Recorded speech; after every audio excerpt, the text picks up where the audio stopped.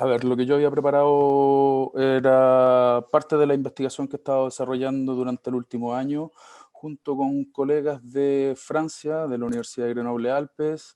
del Instituto Nacional de Geofísica y Vulcanología de Italia y gente de la Universidad de California.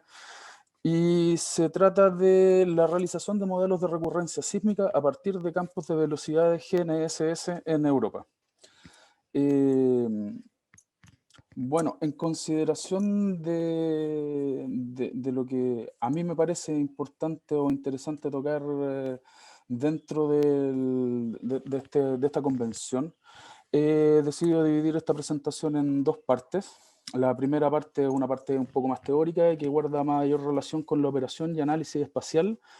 de datos específicamente para la evaluación del riesgo sísmico, y una segunda parte correspondiente más que nada a la aplicación que tienen que ver con el tratamiento de datos y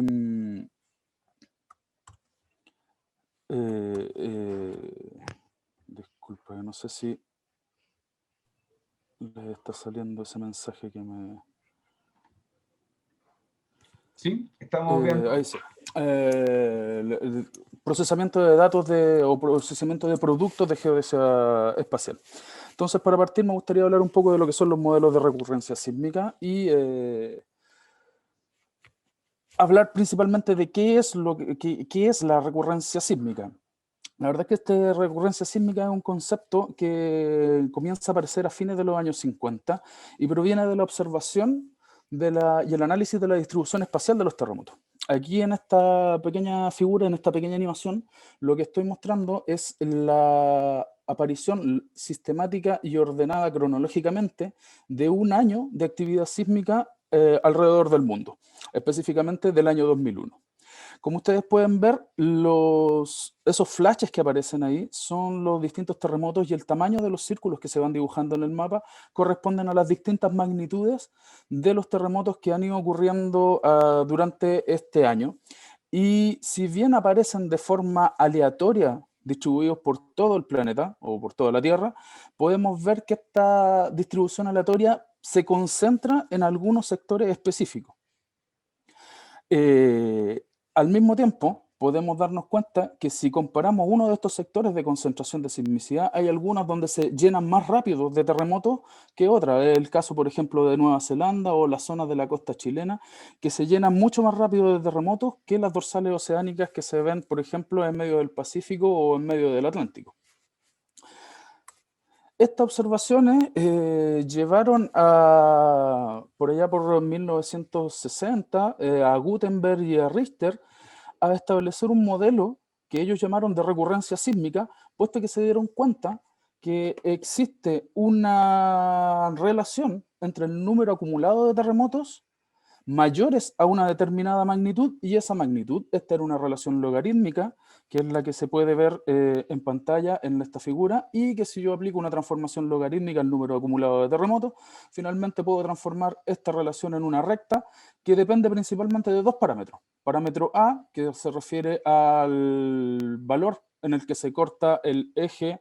vertical, y al parámetro B, que corresponde a la pendiente decreciente de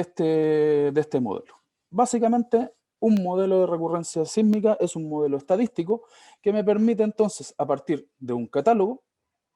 poder establecer un modelo de recurrencia de terremotos, del número de terremotos, a partir de los terremotos que yo he observado. ¿Cuál es la gracia de esto? Que si yo tengo un pequeño periodo de observación que es relativamente largo y estable, me permitiría conocer cuáles son las condiciones o cuáles son el número de terremotos a determinadas magnitudes, y podría extrapolar incluso información a magnitudes más altas de terremotos que aún no he visto durante el periodo de observación. Basada en esta idea, yo podría tomar pequeños segmentos de la superficie y hacer estimaciones de tasas de recurrencia sísmica, como es lo que se muestra en este mapa a la derecha, donde lo que se obtiene o donde lo que se muestra es un mapa de colores que muestran la recursividad anual o la probabilidad anual de ocurrencia de un terremoto mayor a magnitud 4.5. En este caso podemos ver que hubo una escala demasiado baja, muy baja de la sismicidad de Europa, que no se compara con la sismicidad que tenemos nosotros en Chile, donde podemos ver que la zona de Italia, por ejemplo, los Apeninos, la zona de los Balcanes, cerca de la zona noratoliana, y la subducción helénica, muestran altas tasas de sismicidad y mayor probabilidad de tener terremotos anualmente, terremotos mayores a magnitudes 4.5. La verdad es que a partir de estos modelos de recurrencia, tal como lo mencionó Gabriel Álvarez en la presentación anterior, uno podría desarrollar modelos de fuente sísmica que permitieran estimar la aceleración de diseño en el suelo con un porcentaje de excedencia en un determinado periodo de tiempo, lo que sísmico, y por otra parte como datos de diseño para el diseño de infraestructura crítica, como pueden ser instalaciones militares, instalaciones de emergencia, producción de energía, la misma producción minera, que es una empresa o un sistema industrial de producción continua. Y son mapas que se utilizan ampliamente en el mundo de la ingeniería sismológica. Bueno, ya tenemos entonces, por este lado, el problema resuelto, pero tenemos un problema principal, que es que los terremotos no son fenómenos, o sea, los terremotos son fenómenos geodinámicos, y el periodo de recurrencia, aunque son cortos a escala geológica, cuando estamos hablando de periodos de recurrencia a escala geológica, siguen siendo extremadamente largos a la escala de observación humana. ¿Qué es lo que produce esto?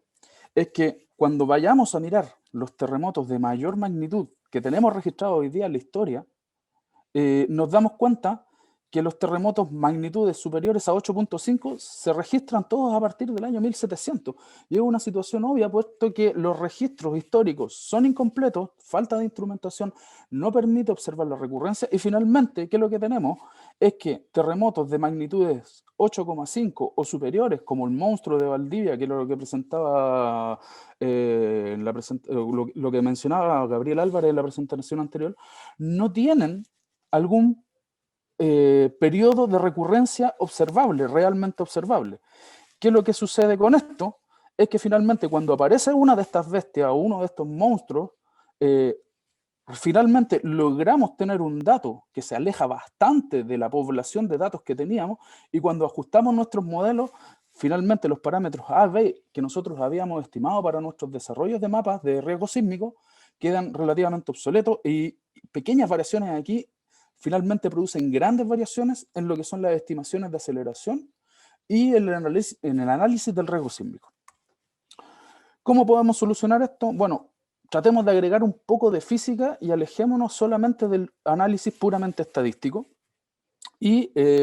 uno de los modelos que más o que hoy día es más aceptado es el modelo del rebote elástico. Este modelo surge a partir de las observaciones del señor Reid en 1911, que es cuando lo publica, pero fue desarrollado a partir de las observaciones del terremoto de San Francisco de 1906. Lo que él propone es que, a partir de las observaciones en terreno, él dice que los terremotos ocurrirían en grandes fallas geológicas preexistentes. Significa que no aparecen al azar. Y eso explicaría lo que veíamos al principio de por qué los terremotos ocurren en zonas específicas y no en cualquier parte. Y que estas fallas geológicas se encuentran la mayor parte del tiempo bloqueadas, acumulando energía elástica, o sea, acumulando deformación, la que es liberada violentamente durante un terremoto. ¿Qué quiere decir? Es que si yo coloco una estación de GPS aquí, por ejemplo, podría ver durante el periodo que no tengo terremotos que esta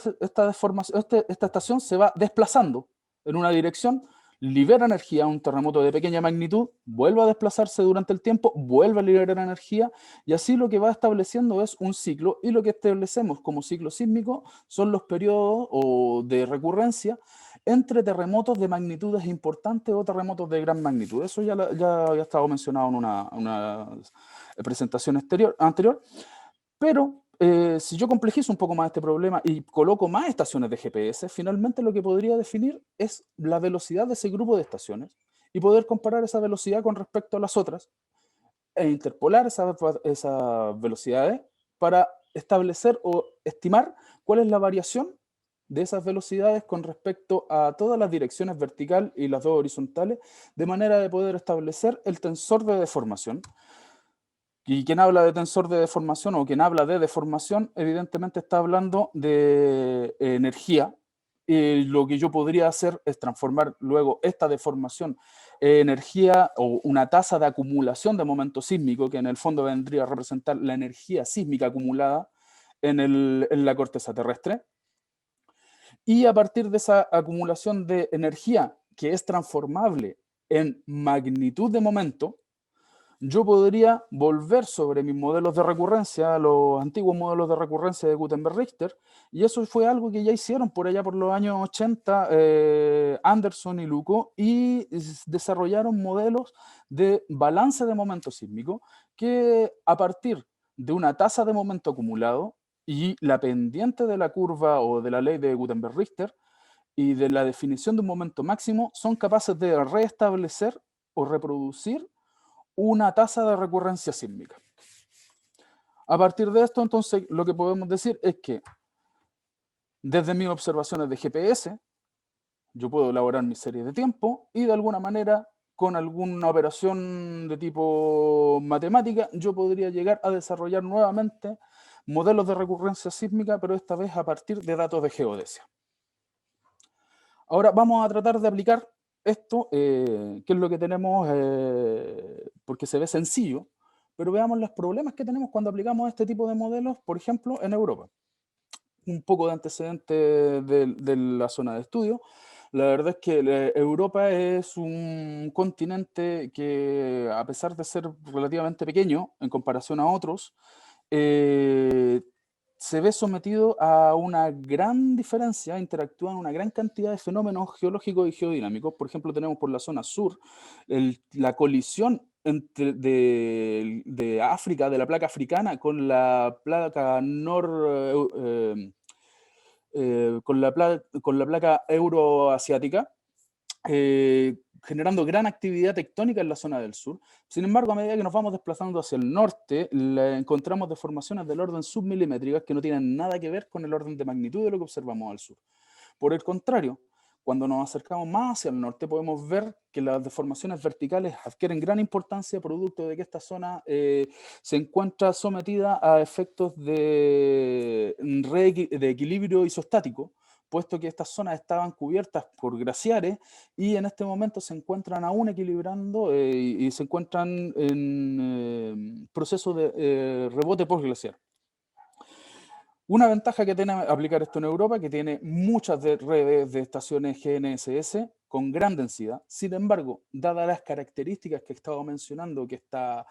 no es homogénea la deformación en el continente europeo, aún no existe un campo de velocidades unificado a escala europea. Para resolver este problema, lo que hicimos fue buscar en la literatura y encontramos 9 campos de velocidades de GNSS en 3 dimensiones. Problema que estaban todos en diferentes sistemas de referencia y cada uno de ellos tiene una diferente metodología de procesamiento. Entonces, para esto fue necesario desarrollar una metodología de combinación de datos de campos de velocidades. Básicamente, aquí voy a tratar de ir bastante rápido en función del tiempo. Lo que se hizo fue tomar estas distintas soluciones y llevarlas a un marco de referencia común. Para esto tomamos como referencia una de las estaciones y a partir de, una de las soluciones, y a partir de esta solución se calcularon transformaciones de Helmert de 6 parámetros con 3 rotaciones y 3 traslaciones para cada una de las distintas soluciones y finalmente se llevaron todas al mismo marco de referencia. Una vez hecho esto, se eliminó un porcentaje de las estaciones, las que muestran mayor nivel de incertidumbre. Para esto se juntaron las soluciones o las velocidades horizontales, puesto que tienen incertidumbres que son relativamente similares entre ellas, y la vertical, que generalmente presenta una mayor incertidumbre, se trató como una componente aparte.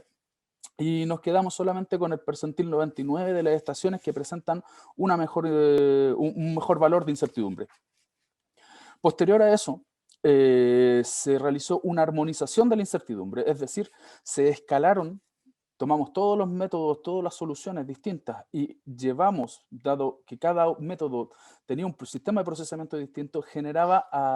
llevaba finalmente a resultados con incertidumbres que no son directamente comparables entre los distintos métodos. Para esto lo que hicimos fue ajustar un modelo log normal a cada una de las distribuciones de la incertidumbre, y en base a ese modelo log normal lo que hicimos fue una especie de stretching, o en el fondo un estiramiento y un ajuste, un recálculo de las incertezas o de la incertidumbre, para poder llevarlos al modelo de referencia. Y una vez que teníamos el modelo de referencia, fuimos estación por estación preguntando si existe dentro de estas nuevas soluciones información adicional para cada una de las estaciones. Si la respuesta es no, pasamos directamente a archivar nuestra información en nuestra nueva base de datos combinada. Y si la respuesta es sí, es decir, tenemos más de una solución para la estación que estamos viendo, procedemos al cálculo de una media ponderada basada en la incertidumbre de cada una de las soluciones, para poder ser incluida posteriormente en nuestra base de datos combinada. Como resultado obtenemos un campo de velocidades, que es el que se muestra a la derecha de la pantalla, con alrededor de 4.200 estaciones a lo largo de Europa. Una gran densidad de estaciones en todo lo que es la Europa continental, con una menor densidad de estaciones hacia el norte, en la zona de Escandinavia. A pesar de eso, se puede ver que todavía hay cierto nivel de scattering, que eso va a generar mucho problema al momento de generar estos modelos de recurrencia sísmica, principalmente porque el cálculo de la deformación es muy sensible a eso. Por lo tanto, lo que hicimos fue tratar de generar un sistema de filtrado en base a la calidad de la información que entrega cada una de las estaciones, basado principalmente en el nivel de incertidumbre que presenta cada una de las soluciones.